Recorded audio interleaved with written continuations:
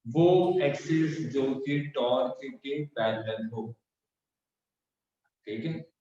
तो second point क्या हुआ कि अगर सेंटर ऑफ मास के पास होने वाले कितने एक्सिस हैं, इनफाइनाइट, तो वो एक्सिस जो कि टॉर्क के परपेंडिकुलर होगा, उस एक्सिस के अबाउट आपका बॉडी रोटेट करेगा।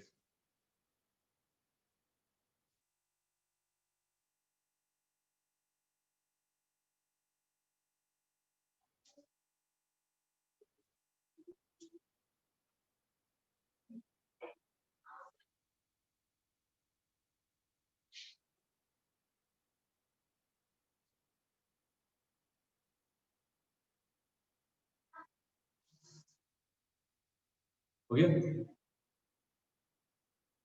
चलिए एक और क्वेश्चन करते हैं।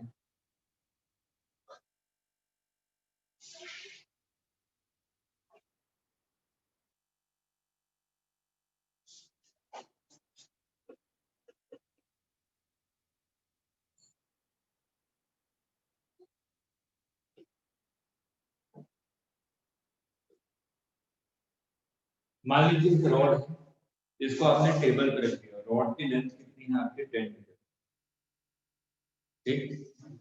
इस पे मैंने क्या किया, इस वाले पोजीशन पे पहले फोर्स लगाया 10 मीटर, इस वाले पोजीशन पे मैंने फोर्स लगाया 10 मीटर,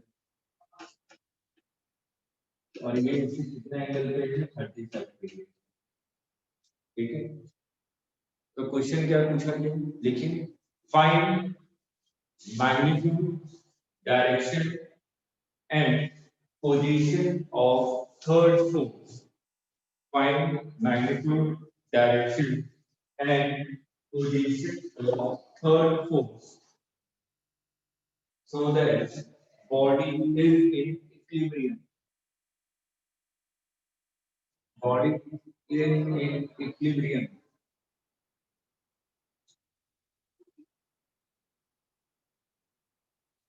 जल्दी से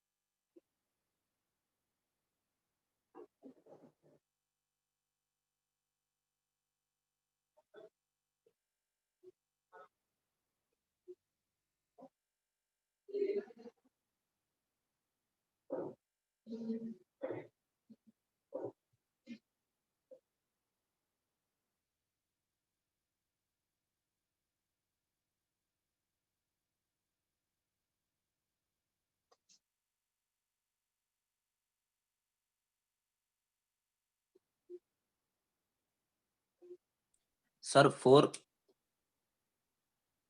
गलत है, जल्दी कैसे निकल।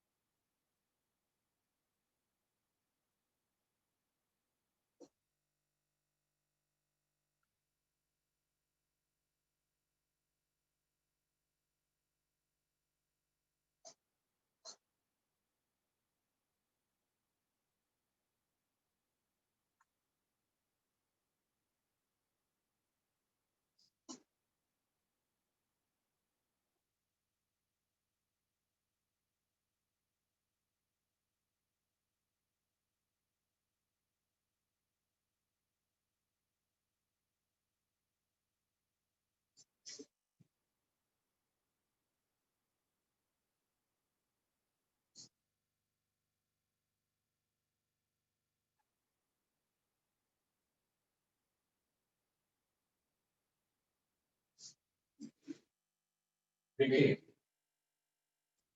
सबसे पहले आप तुरंत जैसे ऐसे कोई डायग्राम मिले तुरंत फोर्स को कंपोनेंट्स के फॉर्म में ब्रेक कर दीजिए। तो अगर मैं ये सारे कंपोनेंट की बात करूं तो 10 cos 37 इसका मतलब 8 न्यूटन, 10 sin 37 इसका मतलब 6 न्यूटन। ठीक है, अब देखिए इस पे नेट फोर्स क्या होना चाहिए, सिस्टम इक्विलिब्रियम पे है, इसका मतलब नेट फोर्स क्या होना चाहिए, 0। √2। अगर मैं वर्टिकल डायरेक्शन में देखूं, नीचे की तरफ फोर्स लग रहा है आपका 10 न्यूटन और ऊपर की तरफ फोर्स लग रहा है आपका 6 न्यूटन, तो नेट फोर्स नीचे की तरफ कितना लग रहा है, 4 न्यूटन, है ना। इसका मतलब इसको बैलेंस करने के लिए 4 न्यूटन होना चाहिए ना, ठीक है, जो कि इसको बैलेंस करे। हॉरिजॉन्टल डायरेक्शन में कितना फोर्स लग रहा है, 8 न्यूटन, इसका मतलब इसको बैलेंस करने के लिए फोर्स होना चाहिए 8 न्यूटन। तो ये मतलब रिजल्टेंट है √4 स्क्वायर 8। ये देखो फोर्स का मैग्नीट्यूड मिल गया कि कितना फोर्स होना चाहिए जो कि इसको बैलेंस कर पाओ, यानी कि एफ नेट 0 कर दिया। और सेकंड केस में मैंने कहा कि सिस्टम इक्विलिब्रियम पे है, इसका मतलब इस पे नेट टॉर्क भी क्या होना चाहिए, 0। अगर नेट टॉर्क को मेरे को 0 करना है तो मेरे को किसी भी पॉइंट के पर टॉर्क इज इक्वल टू 0 करना पड़ेगा।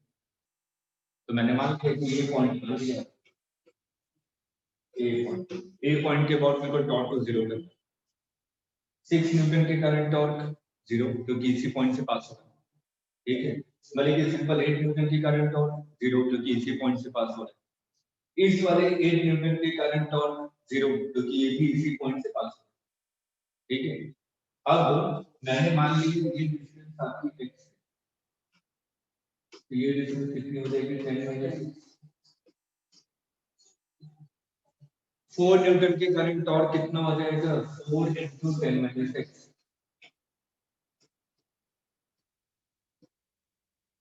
और इसका डायरेक्शन क्या होगा, r क्रॉस s, अंदर की तरफ, ठीक है। अब 10 न्यूटन के कारण टॉर्क कितना हो जाएगा, r क्रॉस s, बाहर की तरफ, मतलब कि 10 × 10। आगे सर में अंदर वाला टॉर्क बाहर वाले टॉर्क के इक्वल होना चाहिए। तो आपने ये टॉर्च अबाउट a लिखा है, torque about a should be equal to 0, तो वहां से ये लिखा है। तो यहां से आपको x पता चल जाएगा, तो आपको पोजीशन पता चल गई, यहां से मैग्नीट्यूड पता चल गया और एक डायरेक्शन भी पूछा, तो हमने जिसको थीटा मान लिया, तो tan theta will be equal to 8/4। यहां से डायरेक्शन भी पता चल, ठीक है। फोर्स का magnitude, direction and position clear है।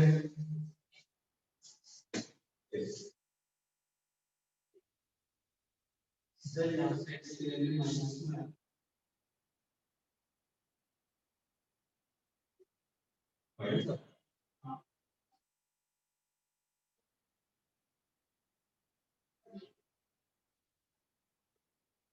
हाँ अगर x की वैल्यू यहाँ पे माइनस में आती है, इसका मतलब कहां पे होना चाहिए, फोर्स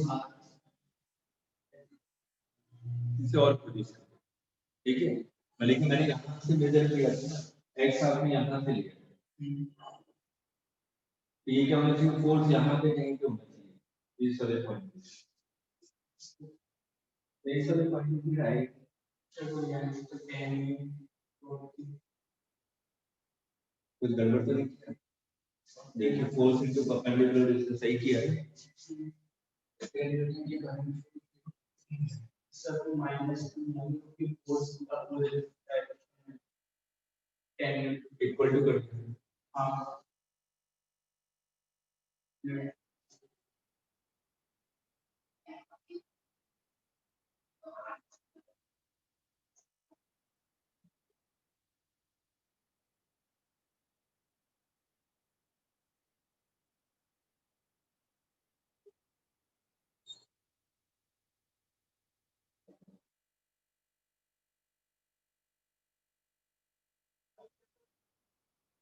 गड़बड़।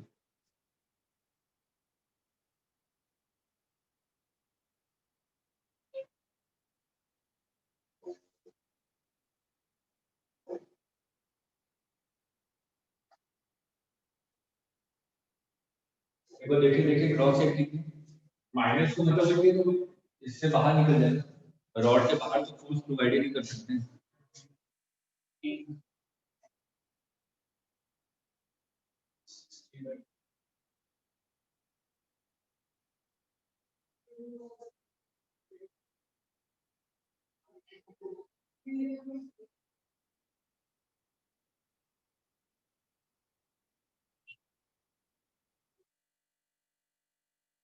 एक बार क्रॉस चेक कीजिए, देखिए माइनस नहीं आना चाहिए, देखिए कहाँ पे गलती करते हैं तो हम सर्कुलर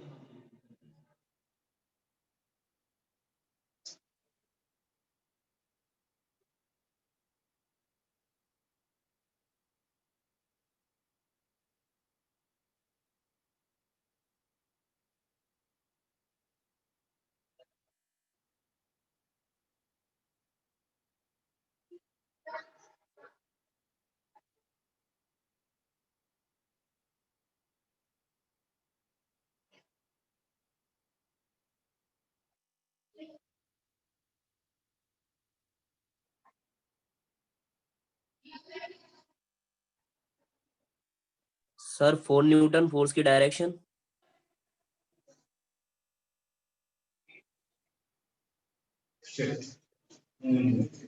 सही है। देखिए 10 नीचे लग रहा है, 6 ऊपर लग रहा है, सही है, डायरेक्शन सही तो है, काम कर। नेट फोर्स कितना मिल रहा है, 10 माइनस 6 नीचे की तरफ 4 न्यूटन, तो 4 न्यूटन ऊपर होना चाहिए, सही तो है।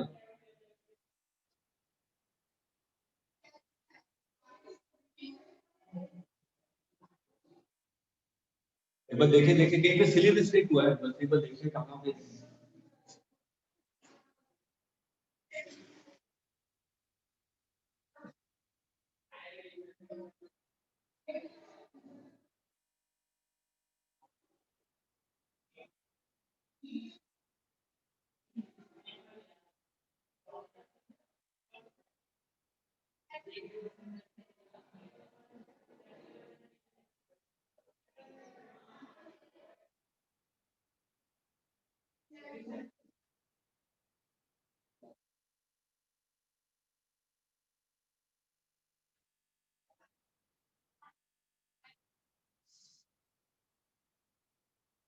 नीचे है 6 ऊपर 40।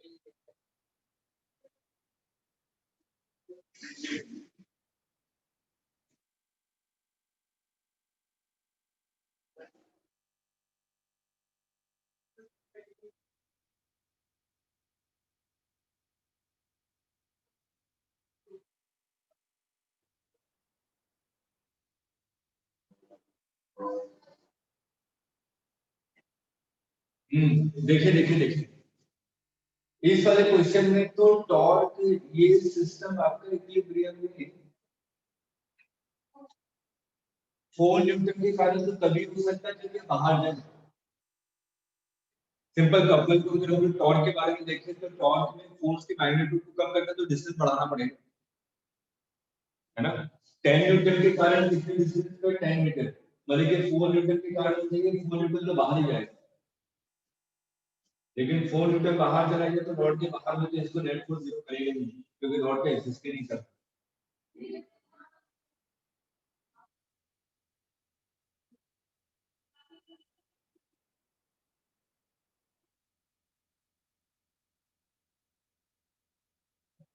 तो इसमें अगर x is equal to negative आ रहा है इसका मतलब हम लोग कह रहे हैं सिस्टम इक्विलिब्रियम में नहीं हो सकता। मेरे को तो ये समझ में आ रहा है क्योंकि x की वैल्यू सब कुछ कैलकुलेशन वगैरह सब सही है, ठीक है, क्योंकि यहाँ पे कैलकुलेशन के साथ x is equal to negative आ रहा है मतलब कि इसके बाहर में फोर्स अप्लाई करना पड़ेगा, ठीक है। अगर मैं बाहर में अप्लाई कर रहा हूँ तो इसका जरूर इसमें ऐसा होगा कि जो मैंने रैंडमली दिया था जनरल क्वेश्चन उठाएंगे तो इसका मतलब यही होगा कि जो रॉड होगा ना, ये रॉड ये 10 मीटर की होगी और लंबी रॉड होगी। अगर 10 मीटर की और इतने फोर्सेस लगा रहा हूँ तो ये इक्विलिब्रियम में नहीं हो सकता, ये रॉड हो सकता है कि और लंबी होगी। अगर क्वेश्चन को सही करना है तो इसको क्या होगा कि इतनी लंबी रॉड, कैलकुलेशन बिल्कुल सही है। अगर यहाँ पे अगर ऑप्शन में आता है कि सिस्टम इक्विलिब्रियम में नहीं रहेगा तो मैं उसी को मार्क करूंगा। इस केस में सिस्टम इक्विलिब्रियम में नहीं रह सकता, टॉर्क तो लगेगा ही लगेगा, ठीक है। तो रॉड की लंबाई काफी बड़ी है, कैलकुलेशन कहीं पे गलत कॉन्सेप्चुअली बिल्कुल करेक्ट, ठीक है। x is equal to negative मतलब कि रॉड तो उस तरफ हुई। कई बार रैंडम क्वेश्चन लेने से हो सकता है कि कर मैंने वैल्यूज अपने हिसाब से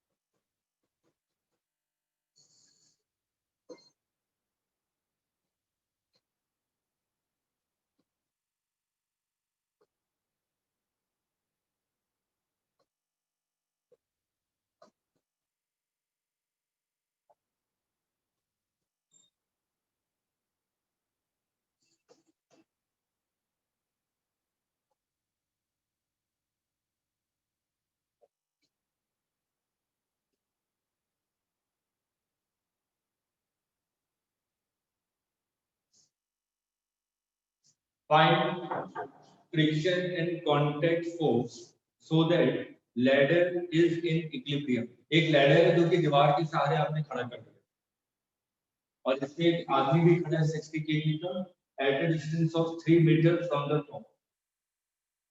find find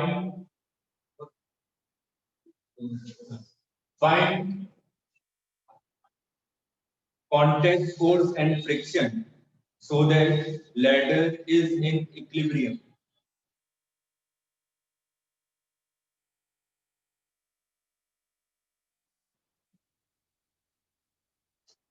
पिछले वाले क्वेश्चन को थोड़ा सही कर लीजिएगा, ये जो पहला वाला प्रॉब्लम कर रहा था रॉड वाला, इस रॉड को थोड़ा एक्सटेंड कर दीजिएगा। मान लीजिए कि रॉड की लेंथ आपकी है 20 मीटर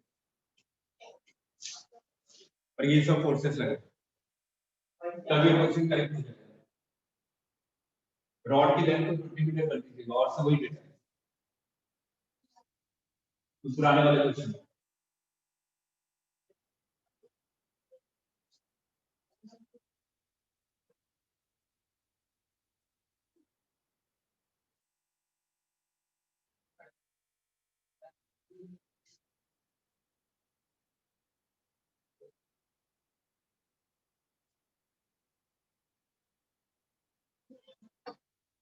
देखिए फटाफट मैं बता देता हूं। यहाँ पे नॉर्मल ये होगा, यहाँ पे नॉर्मल ये होगा, इधर फोर्स लग रहा होगा नीचे 60 की मतलब 60 पे और इसका सेंटर ऑफ मास लैडर के यहाँ पे ऊपर इधर नीचे एंटी लगना होगा और फ्रिक्शन यहाँ लगेगा। देखिए एलबीडी बनेगा ये जो लैडर है इस डायरेक्शन में मूव करने की कोशिश करेगा, इसका मतलब फ्रिक्शन अंदर की तरफ करेगा। पॉइंट ऑफ कांटेक्ट पे एक नॉर्मल इधर लगा होगा, पॉइंट ऑफ कांटेक्ट पे नॉर्मली किधर लगा होगा। मैन का मास नीचे की तरफ है तो इसका मतलब इस पे नीचे लग रहा होगा 600 फोर्स और एक इस पे लैडर पे लग रहा होगा 200 न्यूटन। ठीक है, अब मैंने कहा कि सिस्टम इक्विलिब्रियम में है, सिस्टम इक्विलिब्रियम में इसका मतलब नेट फोर्स 0 होना चाहिए। अगर एफ नेट को 0 कर रहे हैं तो हॉरिजॉन्टल डायरेक्शन में कौन-कौन सी फोर्सेस है? एक फ्रिक्शन है और एक n1 है, तो फ्रिक्शन किसको बैलेंस करेगा? n1 को। अगर मैं वर्टिकल डायरेक्शन में आऊं, वर्टिकल डायरेक्शन में डाउनवर्ड डायरेक्शन में कौन-कौन सी फोर्सेस हैं? 600 plus 200 should be equal to n2 और नेट टॉर्क भी क्या होना चाहिए? 0 होना चाहिए। अब देखिए नेट टॉर्क से 0 करने के लिए हमारे पास कई सारे पॉइंट्स होते हैं। देखो किसी भी एक पॉइंट के अबाउट टॉर्क को 0 करना पड़ेगा। इन जनरल हम लोग किस पॉइंट के अबाउट टॉर्क को 0 करते हैं जहां पे 2 या 2 से अधिक फोर्सेस लग रही हो। कैलकुलेशन इसी करनी है, ठीक है। तो यहाँ पे देखिए 2 फोर्सेस लग रही थी, तो मैं इस पॉइंट के अबाउट टॉर्क को 0 करूंगा, ठीक है। तो फ्रिक्शन के कारण टॉर्क कितना हो जाएगा? 0, क्योंकि इसी पॉइंट से पास हो रहा है। n2 के कारण टॉर्क कितना हो जाएगा? 0, क्योंकि ये भी इसी पॉइंट से पास हो रहा है। 200 के कारण टॉर्क कितना हो जाएगा? फोर्स इनटू परपेंडिकुलर डिस्टेंस, इसका x1 मान लीजिए, निकाल सकते हैं ना कि l/2 है, ये कितना हो जाएगा? l/2 cos theta. उसी तरीके से फोर्स इनटू परपेंडिकुलर डिस्टेंस, इसको x2 मान लीजिए। उसके बाद n1 के कारण फोर्स इनटू परपेंडिकुलर डिस्टेंस, इन दोनों के कारण टॉर्क, n1 के कारण टॉर्क दोनों इक्वल होने चाहिए, तो नेट टॉर्क कितना हो जाएगा? इसको ट्राई कीजिए, नहीं होगा तो नेक्स्ट क्लास में इसी पे बेस्ड एक और क्वेश्चन करवा दूंगा। सिंपल सा क्वेश्चन है, टॉर्क को 0 कीजिए, फोर्स को 0 कीजिए, ठीक है। तो नेक्स्ट क्लास में हम लोग रॉड के बहुत अच्छे क्वेश्चन करेंगे जहां पे हम लोग हिंज फोर्स निकालते हैं। आईआईटी ने मेंस लेवल पे बहुत बार क्वेश्चन पूछा है कि एक कोई सा भी प्लेट है, कुछ भी, उसको हिंज पे कर दिया, उसको मैंने रिलीज कर दिया, तो हिंज फोर्स कितना है, अल्फा कितना होगा, किसी पर्टिकुलर थीटा पे नेट एक्सीलरेशन कितना होगा, ठीक है। तो नेक्स्ट क्लास पे हम लोग उसी पे बेस्ड क्वेश्चन करेंगे जो कि मेंस लेवल पे आए हैं, ठीक। पुराने कॉन्सेप्ट के कोई नया कॉन्सेप्ट नहीं है, ठीक है। पुराने कॉन्सेप्ट के सब क्वेश्चन होंगे, बस सभी कॉन्सेप्ट आपको याद होना चाहिए कि कैसे कैसे अप्लाई करें, ठीक। तो नेक्स्ट क्लास हम लोग करेंगे रॉड प्रॉब्लम, उसके बाद आ जाएंगे हम लोग एंगुलर मोमेंटम, ठीक है। इस सैटरडे तक बाइंड अप करूंगा क्लास। बहुत वैसे तो पढ़ने के लिए बहुत सारी चीजें हैं, एक महीनों तक पढ़ सकते हैं, रोटेशन इतना बड़ा है, अगर ज्यादा कहेंगे तो पूरे 6 महीने तक पढ़ा सकता हूँ। बहुत क्वेश्चन है, बहुत क्वेश्चन है, मतलब कि क्वेश्चन की कमी नहीं है और बहुत अच्छे क्वेश्चन, ठीक है। तो उतने क्वेश्चन पॉसिबल नहीं है अभी करवाना, ठीक। पैर में पेपर है, कुछ डेट आया? डेट आया था पर वो हटा दिया है अब। अच्छा, हटा दिया, मतलब कि टेंटेटिव ही है, अभी अप्रोक्सीमेशन पे चल रहा है कि टाइम लास्ट तक होना चाहिए। जब तक सर्कुलर नहीं हो रहा तब तक कोई फाइनल नहीं, लेकिन तब भी हम लोग तैयारी मिड फेब तक मान के चलेंगे कि हाँ मिड फेब तक हमारा टेस्ट होने वाला है, उसी के हिसाब से, ठीक है। अगर एक्सटेंड किया तो थोड़ी सी क्वेश्चन और करवा दूंगा रोटेशन पे, अगर एक्सटेंड नहीं किया तो इसको बाइंड अप करके सैटरडे तक आगे बढ़ेंगे, ठीक है। चलिए, okay bye, Thank you, sir. Welcome.